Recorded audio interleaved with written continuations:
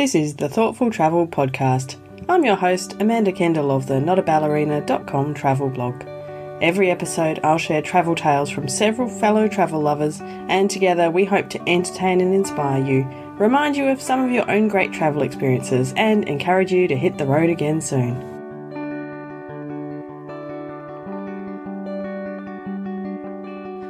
Hello and welcome to episode 89 of the Thoughtful Travel Podcast. Today's episode is all about house sitting.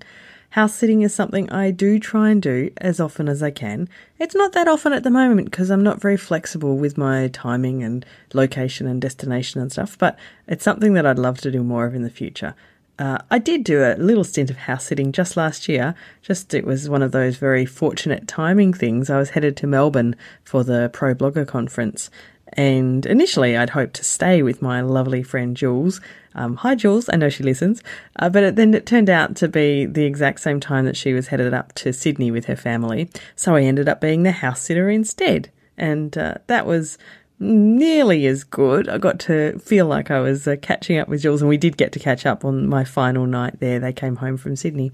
But it was also really handy to have a place to stay that, well, first of all, didn't cost me too much. Well, nothing.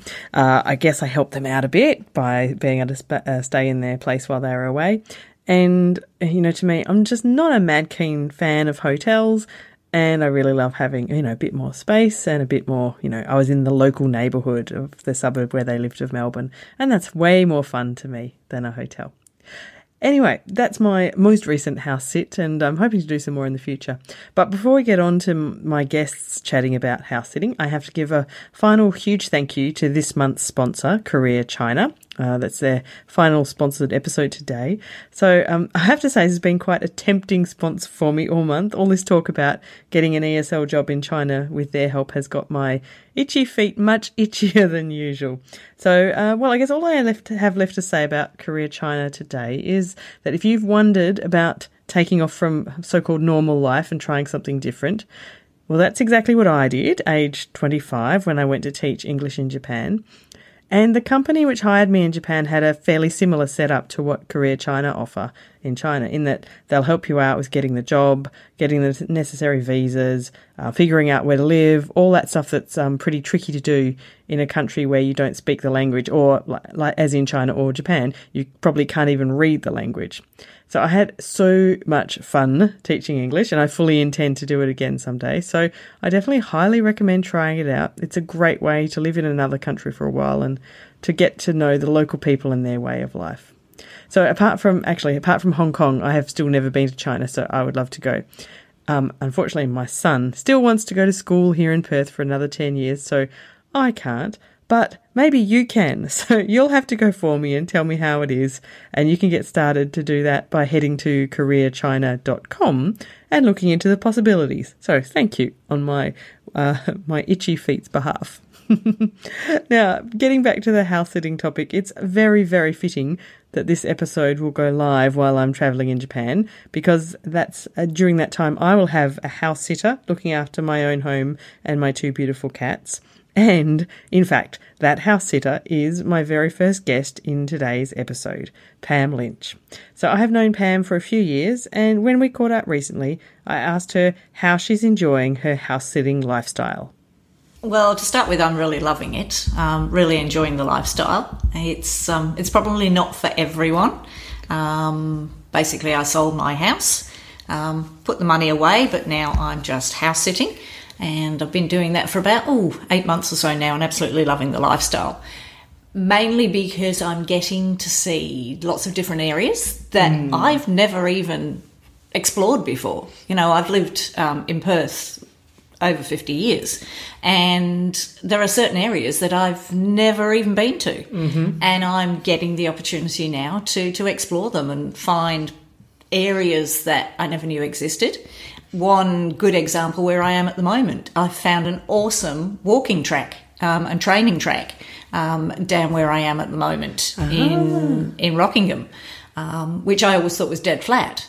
Yes. And I went out exploring a couple of days ago and found hills and stairs and thought, oh, awesome. I had no idea. No, and I didn't. So that's one of the big things. And also the finding new cafes. And I mean, that's so it's a bit like travelling at home in some ways. It is actually. And I'm learning to use public transport from different areas as well. Getting into the city and that sort of thing. I would rather catch public transport than drive. Yes. And it's this whole exploration thing, as you say, travelling within your own city into areas that I've not experienced before. So because you can really spend your whole lifetime in one city and still not see parts of it if you just never have the need to go there. You tend to do that. And I mean, in Perth, we are north people or south people. Absolutely, generally north of the river. And it's a large, sprawling city, That's so right. you don't go somewhere just for no reason. No. So, that's one of the big things that I'm loving. And, of course, I also get to look after the little fur babies as well, the little cats and the dogs, and they're all awesome. Yeah. They really are. They're all so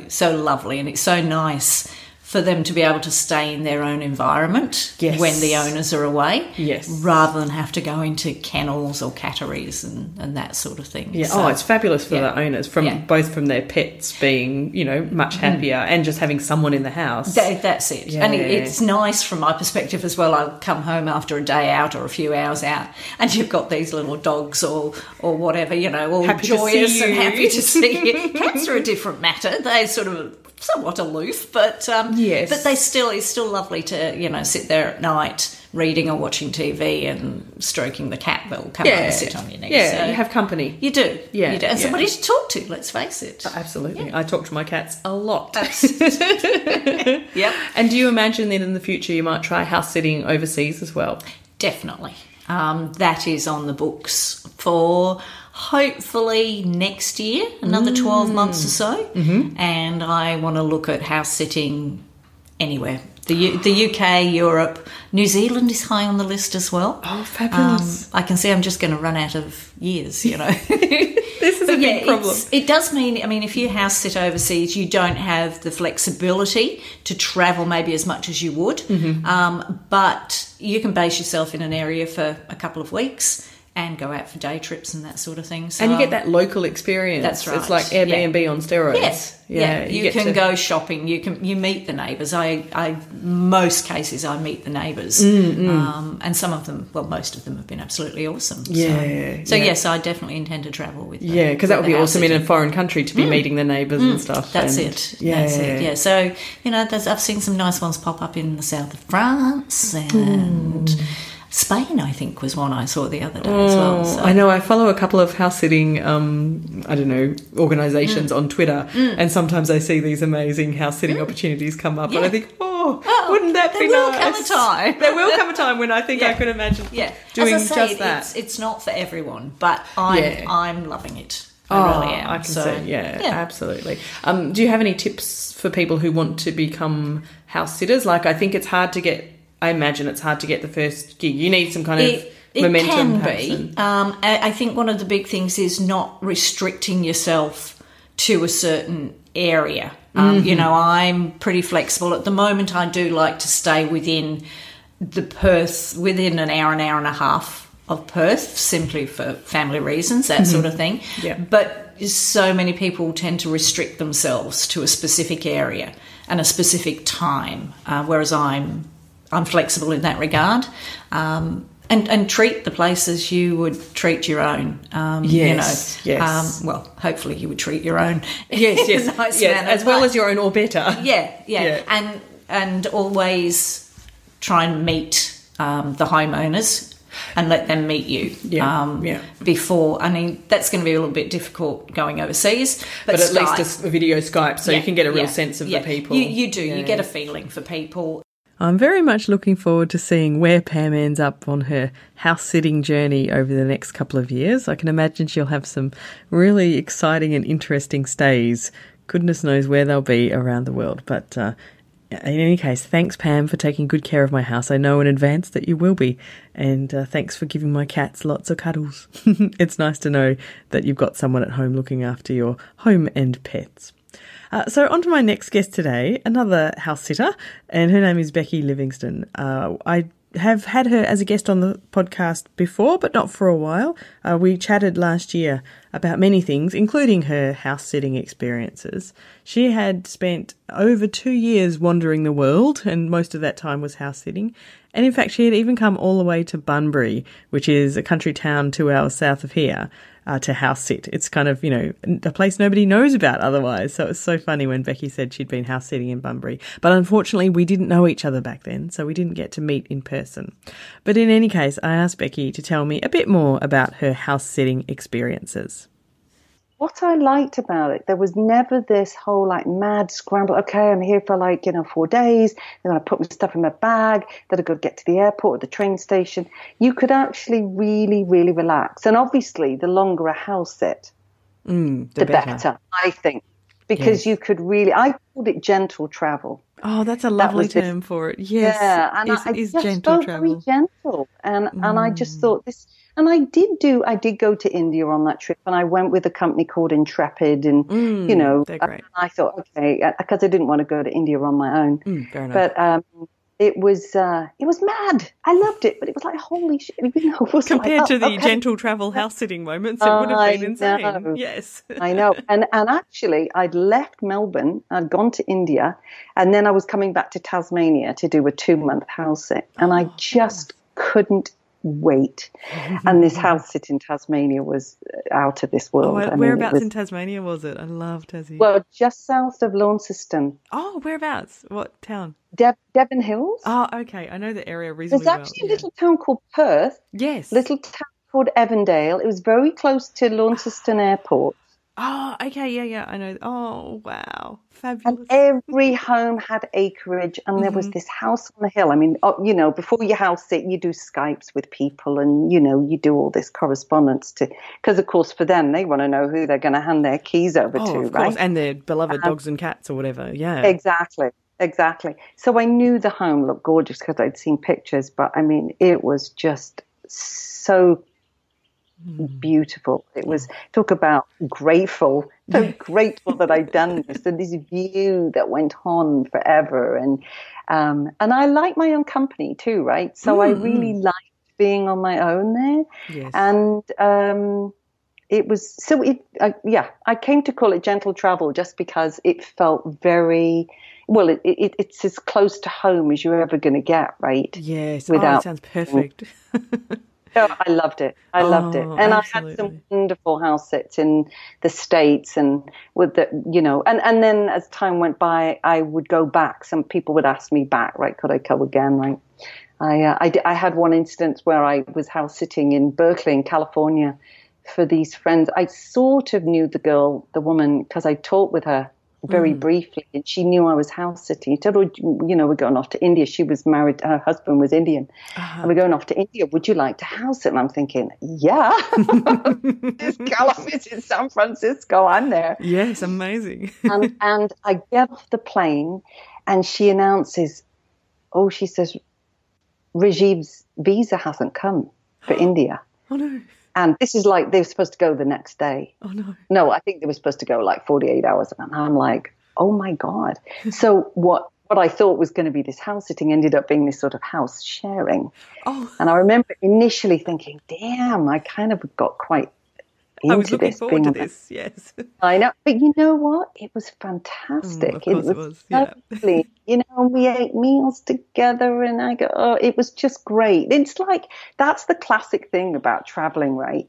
These things happen. Yes. You don't ever think, I didn't think they were not going to be going away. But hey, anyway, a few months later, they did go to India, and they paid for me to go down there to house sit. Really? Yeah. How lovely. Because they felt so bad, right? They felt so bad that, that it hadn't worked out the first time. Yeah. Oh, how wonderful. But yeah, it was. And it was absolutely marvellous. It was great. So. Oh, it sounds divine. I follow a bunch of house sitting sites on Twitter. Which I shouldn't, because it always tempts me. But, my son's in school. I'm just not at that flexible stage yet. But I see them and I think, one day, just like that, to think I don't have any particular plans. I will go where where the house sits take me, and just to immerse Yeah. yourself in a local community like that for, a month or 2 months. It just sounds like, to me, that's the optimal way to travel. And you end up in places you otherwise would never go. And places. I mean, people could have said, "Where did you go?" And you'd want to say, "Well, you know what? You never would have heard of it." Yes, Do you know what I mean? Because I would never wanted to go anywhere where tourists went. I liked just being kind of off the radar. I kind of wanted that in this particular period of my life. And so it worked out beautifully. I mean, the thing with house sitting, and I don't house sit anymore, obviously, because now I've actually moved. Like, when you're paying, it's kind of, you have to decide, all right, am I going to house sit when you put your money then into the travel expenses of going to where that house sit is? Yes. So that's your living expenses are just the moving around rather than, That's right. Yeah. Or you rent, or you have a place and you pay a mortgage. But I don't think many people do both. I mean, you may rent and then sublet or something and then go house sitting. Yeah. But generally, unless you're very independently wealthy, you're not really owning a place and doing house sitting. And the other thing, and I wrote a little booklet about all of this because I had so many people ask me questions about house sitting and how it works. The other thing that's important to remember is, because you're looking after animals and often you're in the middle of nowhere, it's not like you're going out at night. It's not like you're going off. You don't have freedom in the same way when you travel, right? The whole deal is you're there as the security for the homeowners. You've got the lights on, or you've got music going, and the animals are fed and looked after, and that is kind of your job. Yes, right? True. Yes. So it's not, and obviously you want to get good references and you do a good job and you keep your house really clean and everything. But you can't just go, oh yeah, I think I'll just go, because you can't leave an animal, right? That's the whole thing. That's the whole point of why you're there for them. So exactly. So it's an important thing, right? Because people sometimes think it's a bit more glamorous than it really is. Yes, I can imagine. Yeah. But it sounds perfect to me. That's just because you want to get away. Oh no! Like, I mean, when I travel, I nearly always use Airbnb or something like that these days. Yes, just because I like feeling, that I'm in a local suburb, or living in a normal place, and not, I hate hotels, and so it's no, that's, I know Airbnb's marvelous for that, isn't it? Oh my gosh, it is. Thank goodness for Airbnb, because it makes it so much easier. I know, and I know what you mean. It's nice just to be in a little house, isn't it, or a little apartment or something, and it's just just surrounded by normal people doing their normal lives. Exactly. So it is. It's a lot like the house sitter thing, that right, because you're in a neighbourhood, and exactly the difference, right? So, and you get to know the friends of the people who are the homeowners. Of course, yes. That's one of the things that you always ask. Like, you need to know who's your handyman if something goes wrong, who's your vet, who are friends that I could connect with. And in my experience, everybody was so welcoming. I had friends call me, oh, hello, I'm so-and-so's friend. Do you want to go out for lunch? And it was amazing. Oh, how wonderful. Yeah, it was fantastic. Oh, that's beautiful. Oh, wonderful. Oh, well, I look forward to a phase in life where I'll head off and do exactly that. I think it'd be amazing. Oh, well, I would just little anecdote to one of my house sitting gigs. This one actually in Tasmania. When I flew in, they picked me up from the airport, and we actually spent the afternoon together, and they showed me around the house and so on. And the man said to me, well, I didn't even know there were chickens. I knew there was a cat and a big vegetable garden, but there were these two chickens, right? And he says, I don't know what's going on. They're not, their laying's really kind of weird. You'll find eggs here in this little spot, maybe on the garage shelf, maybe they'll be under this pile of rock. But don't worry, you'll find them. And then the next day off they go, bye. Oh, gosh. And so, of course, then all I'm doing is looking for the eggs, and I'm putting them back in their little hutch every day. No eggs, right? And I'm looking everywhere for eggs. So the worst thing that happened is not even the egg thing, is that one of the chickens started to lose her feathers. Uh-oh, that's bad, right? And every day, oh my God, it was like the garage. It looked like somebody had had a pillow fight in there. No. It was just like complete, it was like a plucked chicken. You know, when you see a chicken in the shop, he's got no feathers. I'm like, and then the other one's looking fine. And this other, one of them, it's just disgusting. It's like blue with all these. Oh, gross. And I'm thinking, oh my God, one of them's, Yeah, I'm going to lose one. It's going to die. It's going to die. And I'm on the internet going, why is a chicken losing its feathers? Unfortunately, I had a friend back in Canada and he had chickens. And I said to him, what the hell's going on? I don't know what to do. Because, of course, when it's somebody else's animal, the it's pressure. way worse than when it's yours, right? So much, yes. And I thought, just imagine me writing to this couple who'd gone on this huge holiday to the States. By the way, one of the chickens has died. The other one's, the other one's fine. Oh my God. Anyway, so this friend said to me, don't worry, this happens every now and again. I forget what it's called. Molting. I think it's. Oh, it's a thing. It's normal. Yes, it's a thing. Oh, gosh. So I just started to relax and I thought, and I never did tell the homeowners because I thought, they don't need to worry about this. But oh my gosh. And the feathers came back before they do? No, the feathers didn't come back. Oh, no. I think there was a little bit of growth. There was a bit of regrowth coming in or something, but they didn't die. Let's put it like that. There was still 2 chickens, 1 cat when they got home. This is good. I was so worried about that. This is kind of like worst case scenario, I think, to the fear of something going wrong with the animals you're looking after when you're house sitting. But I guess these things can happen any time. But happily, in this instance, the chicken was okay. So great news. Now, my final guests today are Matt and Marilyn from Words with Winos, a lovely podcast. Matt and Marilyn have been moving around the world lately for the last, I think, 2-3 years. Anyway, some time. They've been teaching English. They are teaching online at the moment. And as one of their stints recently, they were house sitting. And I asked them to hop on and tell me all about it. So about 3 or 4 months ago, we were in the USA looking for a house sit. We joined 2 websites, trustedhousesitters.com and housecarers.com. And we basically just applied to anything that kind of sounded remotely good. The reason we applied to so many things was we heard stories about how difficult it is to get a house sit through those websites, especially if you don't have any previous house sitting experience or any references from previous house owners.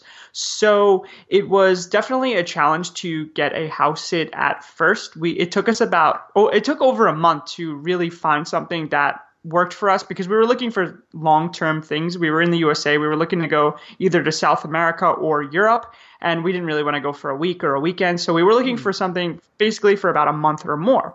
And eventually we found someone from Italy who told us that, we applied to her house sit and she got back to us pretty quickly. And we had a quick interview with her. She told us about her dogs and her home and everything about that.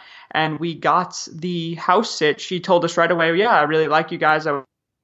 You would house sit for us in Italy. And we took it right away. And a week later, we went from New York to Italy, via Reggio, Italy. Oh, good. Only a week later. Yep, we were ready to go. Wow. We were not messing around. No, that's awesome. And how did it work out? It actually worked out really well. We ended up taking care of 2 Spanish Greyhound dogs, which are like pretty big dogs. And it was actually the first time we ever took care of someone else's animals and someone else's house. So it was such an interesting experience. Like, it was great because we got free accommodation and we got to explore this part of Italy we probably would have never explored if we didn't house sit there. But on the flip side, it was also a whole different experience with responsibilities. We didn't really know beforehand what it was actually like to take care of dogs. And someone else's house. It was just like a lot to kind of take on. And another problem also that we faced was that we weren't able to travel very far because we were only allowed like a maximum 5 hours away from the dogs. So we kind of just had to stay relatively close to Via Reggio and only be gone for 5 hours. So yeah, but I mean, honestly, we really liked it. We thought it was a great experience. We'll have to do it again just because it was so great that everything was free and taken care of. Such a huge positive. Yeah, definitely. And perhaps having two large dogs to look after is quite the responsibility, and other house sits might be a bit easier. I mean, often they do have pets, don't they? Yeah, pretty much every single house sit we found had a pet. It was never just for a house. It was always their land, and then there was pets thrown in there. But it was usually just dogs and cats, and then sometimes there was extreme ones with like horses, chickens, donkeys, but we tried to avoid those ones. That seems like a very wise idea to me. Yeah, I would not be looking after donkeys and stuff. But for example, I have two cats, and you know, in fact, can stay away from my cats for, a good 12 hours at a time, and all they do is sleep, so it's easy. Right. I know. I grew up with cats, and I just love how independent they are. So that's a perfect example that in house sitting, you can take care of people's cats, and you're able to leave them alone for a much longer period of time than at least the dogs that we took care of. They were pretty whiny and very dependent. Right, I understand. But you're also making a great point about getting to see places that you probably wouldn't see, and staying, you get to stay in where normal people live, I suppose. Definitely. I would say that about 80% of the house sits are not in major cities in their country. They're more in like the countryside or in the outskirts of major cities, because I think if for people who maybe live in the capital of a country, they can find someone pretty easily to take care of their pets. They might just simply go on Facebook or something like that and ask for someone. But I guess a lot of these house sits they all say, needed a car, you need a car. And we wouldn't have a car in most of these countries. So a lot of them were actually difficult to apply to, because we would ask them, do we really need a car? And they said, yeah, it's about 2 hours to like the closest store. Oh, wow. So that's also something that's added in there. They're kind of in rural areas, but luckily the house in Italy, it was a little rural, but it was pretty much, we were able to take bikes like 20 minutes into town. So it was totally fine. Lots to think about when you're choosing a house-sitting role, and I guess like Marilyn and Matt discovered, sometimes it's hard to get the first one. So there's lots of interesting aspects to this whole house-sitting discussion, and I can't wait to do some more of it myself in later years. I think it's such an interesting way to see the world. Anyway, if you have any experiences or questions about house sitting, pop over to the Facebook group. It's at Thoughtful Travellers on Facebook. So you can see the link in the show notes, or just search for Thoughtful Travellers in Facebook and ask away. There's plenty of people in the group who've had some house sitting experiences and would love to share them. Let me also tell you where else you can find our guests and so on today. Firstly, a big thank you again to Korea China for their sponsorship, and you can find them at koreachina.com. First up today, I chatted with Pam Lynch from travellingbag.com.au, and Pam has a cool new book out called How the Hell Did I Get Here? I have just started it, and it's a memoir about her amazing experiences in Nepal. So do look it up. After that, I chatted with Becky. You can find Becky's Facebook community, Joyful Morning. Just search Joyful Morning in Facebook. And her website is at belivingrock.com. And last but very far from least, I chatted with Matt and Marilyn from the Words with Winos podcast. So if you want to listen to their tales of travels as they drink a bottle of wine, which I still think is a genius idea, then look them up, wordswithwinos.com, or wherever you listen to podcasts, you can find Words with Winos. You can also catch me on Twitter, tweet me at Amanda Kendall and use the hashtag ThoughtfulTravelPod. And all the show notes and links and everything for today will be at notaballerina.com/89. Now, next episode is a very, very special one because we'll be celebrating the 2nd anniversary of the Thoughtful Travel podcast, and it's a bit of a special episode with a twist. So make sure you tune in and see what we've been getting up to. Me and my friend Christy have been cooking something up. So I look forward to sharing that with you next week. Thank you so much for listening. This has been another episode of the Thoughtful Travel Podcast. Show notes and other information are at notaballerina.com/podcast. Join me again soon for another chat about why we travel. Bye for now.